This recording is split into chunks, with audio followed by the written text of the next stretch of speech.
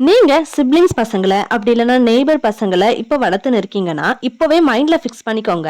இன்னைக்கு அவங்களோட பேபிஸை ஃபுல்லா டேக்கர் பண்ணிக்கிறோம். ஸோ ஃபியூச்சர்ல நம்மளோட பேபிஸை இவங்க டேக்கர் பண்ணுவாங்க, ரொம்ப ஹெல்ப்ஃபுல்லா இருப்பாங்கன்னா கொஞ்சம் கூட எக்ஸ்பெக்டே பண்ணாதீங்க.